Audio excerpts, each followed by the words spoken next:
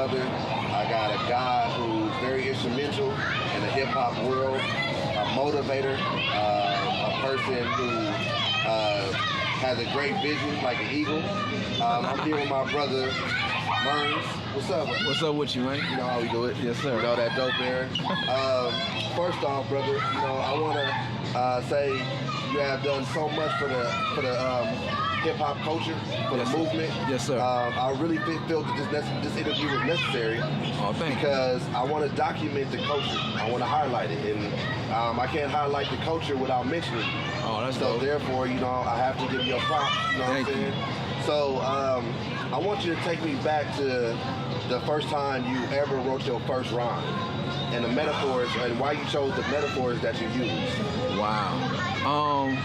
Where am I gonna go here or go here? All right, so first rap I wrote was 6th or 7th grade. Like first rap I wrote down, I've been freestyling since like 3rd grade.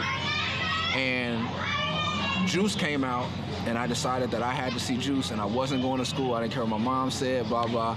And I got grounded for about, I think 2 months. I got whooping from my stepmom, step-pops, and my mom, and I got grounded. And I had shit to do, and I was trying to write graffiti, so I started trying to write Bishop.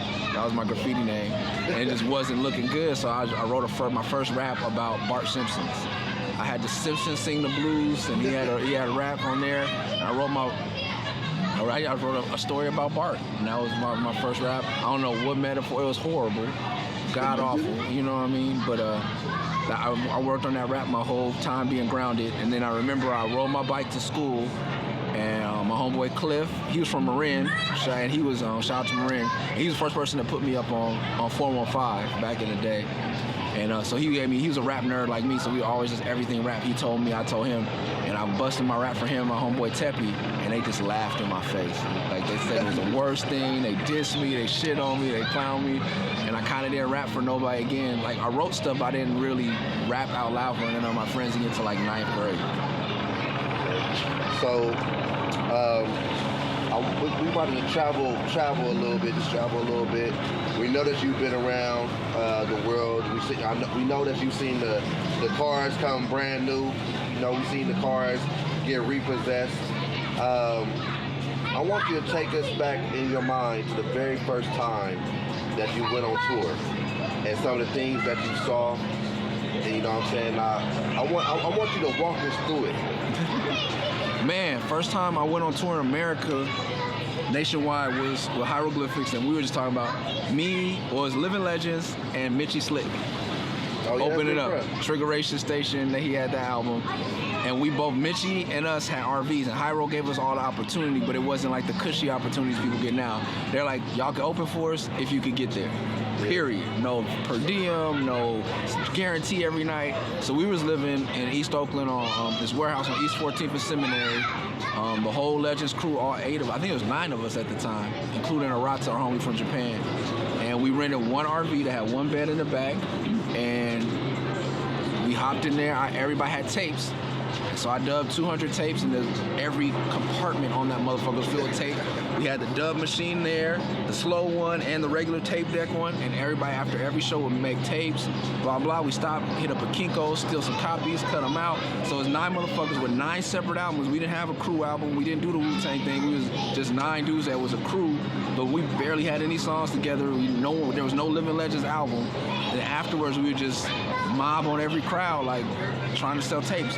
Meet girls, meet dudes, hang out, go to after parties, and that's how it really became a living legend. Like people in town, once we were there, you would talk about us. Like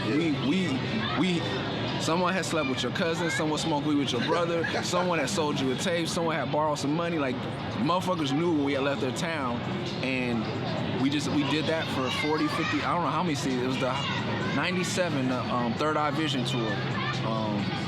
And that was, it was, sitting up like this every night, because there's 8 people in one RV and one bed in the back, and Mystic Journeyman was the OG, so they took the bed every night. Wasn't no rotation on the bed, wasn't nothing. My black ass still didn't have a license. I couldn't drive, so it was Grouch. Grouch and Picasso, I think, did all the driving. No one else in the crew had L's, or they had L's and they had warrants. So it was just, it was crazy, man. I don't know if people grind it out like that, but it taught me so much, and it helped build the legend. Like, we got shows based on that. People like, oh yeah, you know, if you have a girl or you make a friend in the city, they motivated to bring you back. They're gonna convince the club owner to bring you back. They're gonna make it happen, and they're gonna spread your music. And then Napster popped off after that, and we was out of here. The whole industry was complaining, but for us, people were like, where can I get your music? Oh, I like your show, but I don't got $5 to buy your tape right now. But once Napster came out, like, boom, go on the internet. I didn't care. Go and steal it, because that's how I'm going to come back and get a show. And then at the show, people would buy tapes because they knew that we weren't using their money on chains or coke or nothing. They knew that we were living off of our art. We were real for real artists. And so thank God for Napster, and thank you Hieroglyphics for giving us the opportunity. Oh, when you write your rhymes, what is the journey of your mindset? Like, is it something that you watched on television? Is it something that you saw? Is it something that you're dealing with? Because some of your rhymes have been, I can say some have been personal, but some have also been, I feel like, off movies or something like that, the subject matter. Yeah. So I just like want to, as from an MC perspective, what is your mind state when you write these things? A lot of the time when I write the rhymes, it depends on usually the beat. Sometimes there's a topic I go for, but I usually try to let the music talk to me, and it might just say liquor store, and I'm like, oh, okay, I'm gonna write a song about the liquor store. Yeah, and sometimes I do see a movie and I'm like, oh, I want to write something about that, but I hold the concept until I get the beat. When I was younger, I used to write rhymes about a concept. I get an idea and write the whole song, but it wouldn't flow with the music correctly. And when you realize you're making music, you kind of gotta let the music dictate that. So I'm definitely lyricist. I'm not really into production, but I definitely wait to get the beat now. And when the beat says something, I hope that I find a beat that helps me get off one of these ideas. To have a bunch of ideas stored up, and I don't want to put it over the wrong beat. And usually, some ideas I held in my head for years until I find the right beat. And the producers don't understand, well, how'd you just come up with that? I was like, man, I've been waiting for this beat for this song. So so when people send me beats, I'm always open to hearing new beats because I have all these ideas stored up and I'm waiting for the right music. If you can put together a top album with some of the top producers, living or dead, some of the top artists, living or dead, who would they be and why? Man, I don't know much about producers. I know my shortcomings. I can't tell you anything about beats. My mind is so lyrical. I don't know shit. I hooked up with some amazing producers, but it's usually because I listen to other people. I don't know. So I couldn't tell you who I would want to produce it. And one of my favorite producers is DJ Quick, and we work together a lot, and that's my big homie. But me and his beats don't match. He's one of my favorite artists of all time. It just doesn't match. So I don't know if I choose the beat. But lyrically, I kind of work with everybody I wanted to work with. Like once I did a song with E40, I remember I went on tour in Australia, and I was like, this plane could crash right now. I don't care. Like this is it. So maybe Tupac. And I would like to be produced by Dr. Dre. I would do that just because everyone that, not necessarily the beats, but just his lyrical direction, everyone I've worked with that's worked with him has been so precise in the studio, and just he makes you a better rapper for sure. And I heard Diddy is the same way. So with Diddy or Dre, one of those two, to me they're the two greatest. So working with one of them would I think be great for me, because at this point I don't know if there's many people I can learn a lot from. What do you feel that you're most slept on? Wow. Most slept on. Yeah. What part of my style or career? Because you are versatile. Yeah, I think you're not one-dimensional. Yeah. Like some of these guys in the industry have been one-dimensional. You kind of can go over a lot and do a. But I'm saying, do you feel in the industry? Do you feel like you're slept on still? Yeah, I feel like I think the thing that slept on most about me, because of and I do it to myself, but my appearance. When I remember opening for Snoop, and I have songs like Dream Chaser, and that I did on purpose, or Walk Like a Man I do on purpose, that is about like gang life and gang activity, or just some of my songs, like people get the references, and I heard dudes coming to me like, hey cuz, like, hey, you a real nigga. I thought you was some weirdo nigga. Like, you really from the hood? Like, oh shit. And I'm like, yeah, man, just because I look like this don't mean that I don't I don't come from where you come from, and I don't relate to what you relate to. And people will get shit because I never heard the Black Star album. I don't listen to backpack rap. This is my job. Like I found something to start hitting. Like I'm an artist, but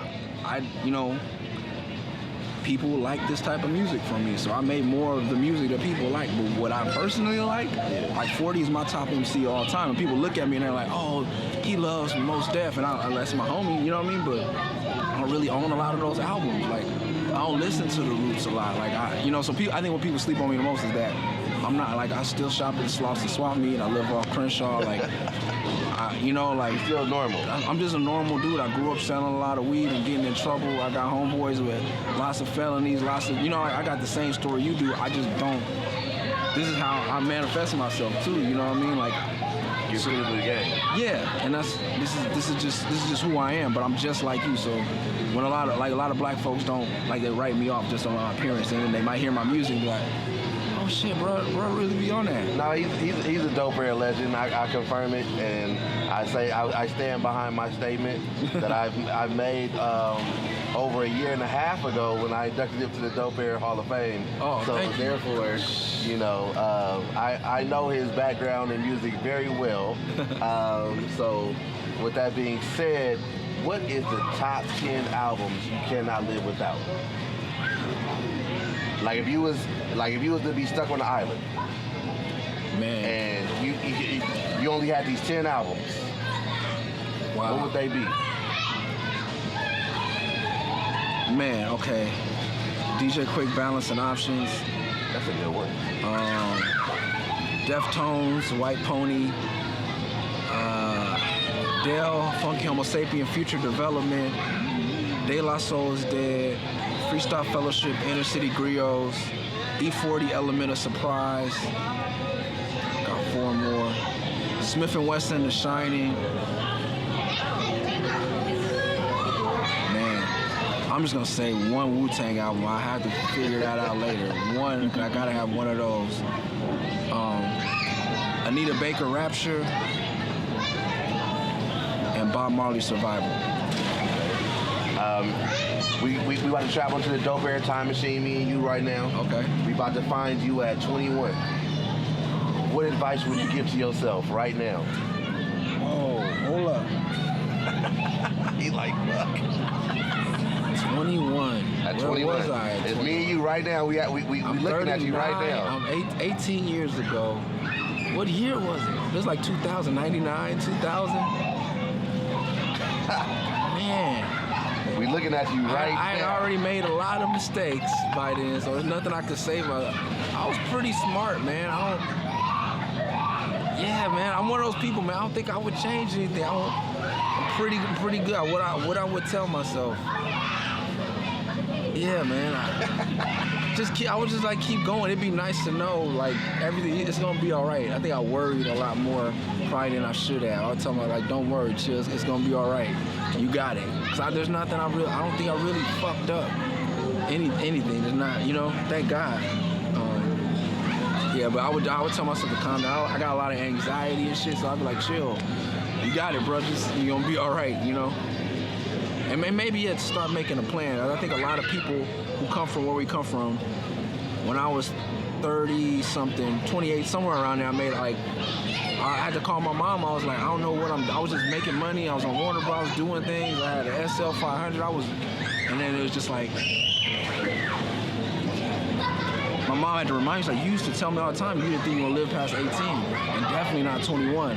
So I never made it. Once I made it past 21, it was just a celebration. I think a lot of us get caught in that. That's why niggas are still 40 popping bottles, because once we beat what we beat, and we beat the odds, it's a party. So I don't blame, like a lot of backpack rappers will judge. I don't judge, because I know what it feels like, bro. And I was celebrating my own way. I was just buying comic books and driving around, and I don't do bottle service. I didn't do chains, but I was living. And but you start living with no direction, because you didn't plan. I didn't have the plan.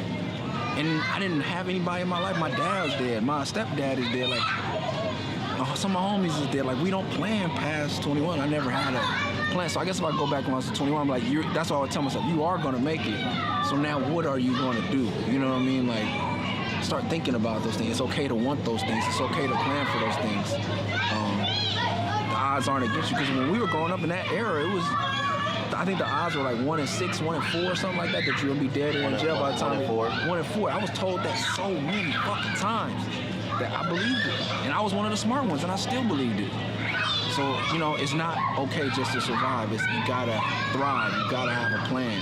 And I think we're in an era where, like you, in fact, like a lot of us are now doing stuff, but if we didn't get that drilled into our head when we were 28, 15, 16, we probably could have been implementing some of these things when we were 21. Definitely. And so they got us at a little setback, but we own it now. So, you know, and I think the next generation, I never tell my son or tell my kid that, you know, the odds are against you making it out. You don't need to hear all that. Just know that you're going, and if you don't, fuck it. But if you plan to make it, then you always have a plan. Positivity is key. Yeah. In order to move forward in life, you always gotta keep pushing. You always gotta keep positivity within. You know, you can't never ever give up. That's what this dope air is about. You know what I'm saying? Like I said, it's an acronym. During the pressure, people evolve, and with growth, everyone rises above. Now look at this man right here. He just told you that he's risen above from being 21 to where he is at now. He didn't just do it, you know, by being dumb. He actually did it by using his mind, by using his gift, by using his talent. You know, so I want to know what's next for you. Man, we just relaunched a festival that I own or part own. Paid Dues, it was gone for many years. Oh, Paid Dues is back? Paid Dues is back. We just announced it. Me and Max will have to fly through that thing. Yeah, y'all be there. It's gonna be 2 days, but downtown LA. We got Lil Wayne, Absol, Freddie Gibbs, Nipsey Hussle, Rhapsody, Prime, DJ Premier, Royce da 5'9", Raekwon and Ghostface. It's a 2-day event. It's gonna be lit. It's like a return, and we're coming downtown LA for the first time. I'm looking forward to it. It's been a long, hard 4 years for me without it, and I didn't want to do it again, but it's something that the city wanted, the people wanted when I was living in Arizona. Something that the culture needs, though. Yeah. You know what I'm saying? Like, the culture needs, I mean, because, man, that's, if you've never been to a paid in full festival, it's one hell of a time. And you get to actually go to the trailers and, you know, catch your favorite artist, you know, might ask a question, take a picture. It's a one-on-one experience that's very unique and different from a lot of these other things. And it is needed right now in our culture. Yeah. Especially in our current place and time. Yeah, I think it'll hopefully do well. And a lot of these festivals, a lot of people copied the formula we had. But what they don't do is what in the Bay, Hyro Day does. Hyro and Tim House and all those brothers work hard to have people that are on the rise. A lot of these festivals just take who's hot. And, you know, Paid Dues is where Black Hippie and Kendrick, Dom Kennedy, Casey Veggies, even Mac Miller had some of their first festival performances because I have my eye on what's going on or know enough to ask young people, like, what do you listen to, and giving these people a platform. And, you know, one of the people I really hope that comes through, you know, was I reached out to get Mozzie because he's been popping for a couple years now, like on top for a couple years. He's been bubbling before that, but and I hit his team up, and they're like, yeah, man, we've been trying to do LA, and they're like, we haven't done an LA show yet, and I'm like, what? You're so hot right now, and you can't, and then people don't give the G Pericos, or, you know, people aren't giving, even whether they're gangster or not, they're not giving people, my homeboy JB from Oklahoma City is dope as fuck, but no one's reaching out and giving them. They just want the people who are gonna sell tickets and bring money.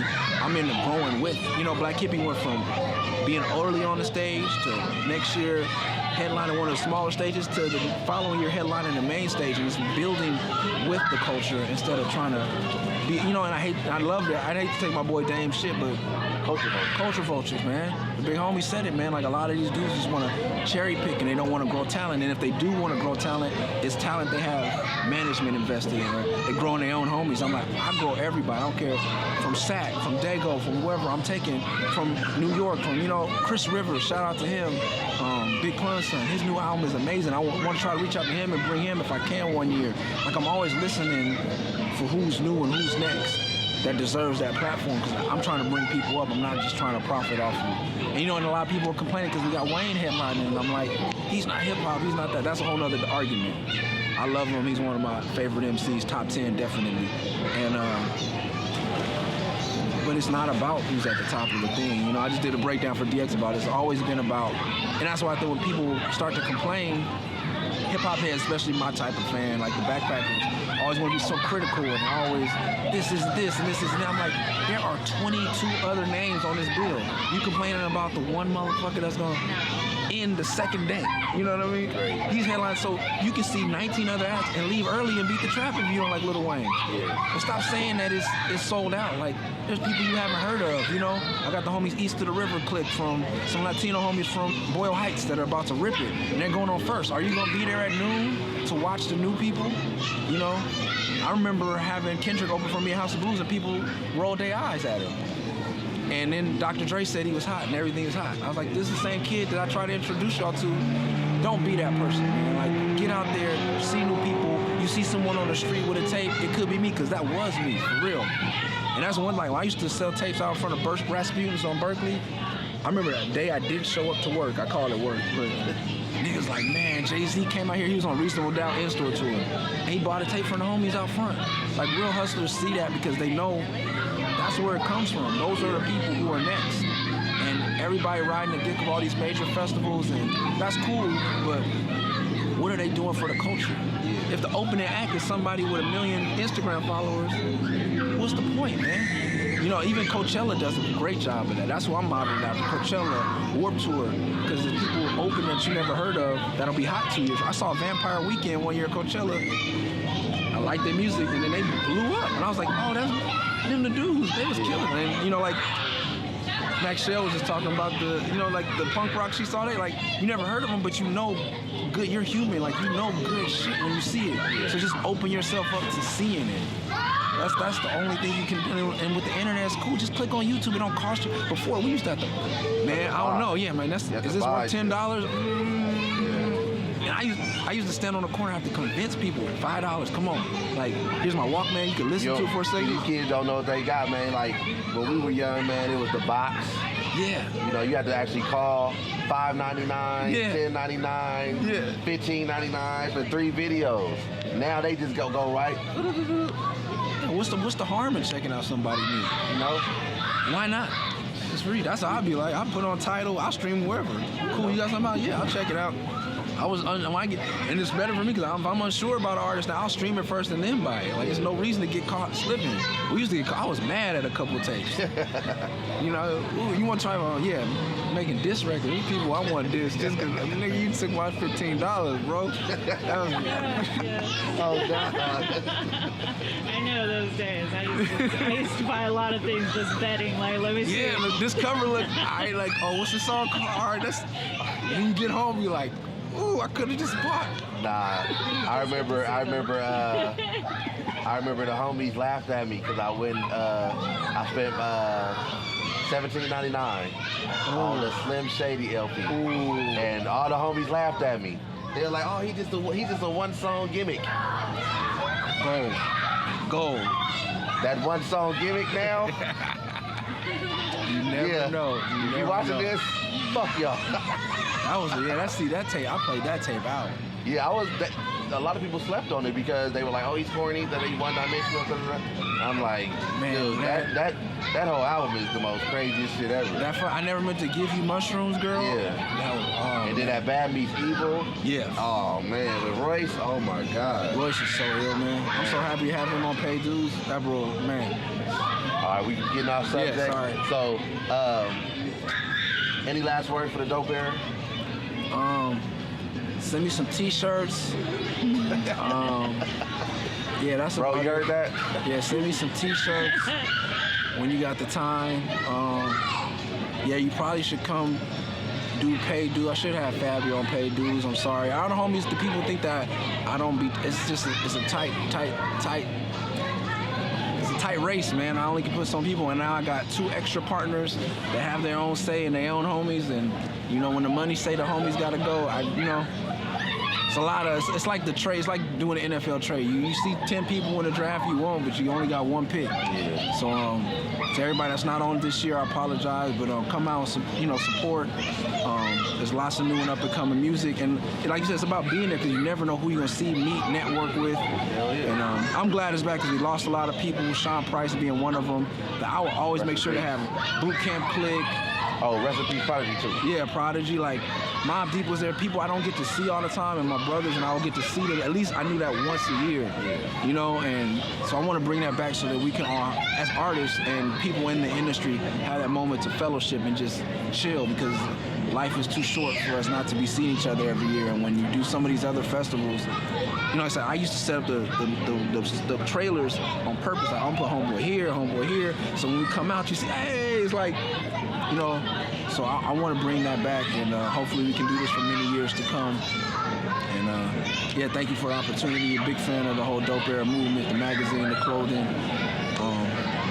Yeah, let's keep it going. Let's move on together. Yes, Lord.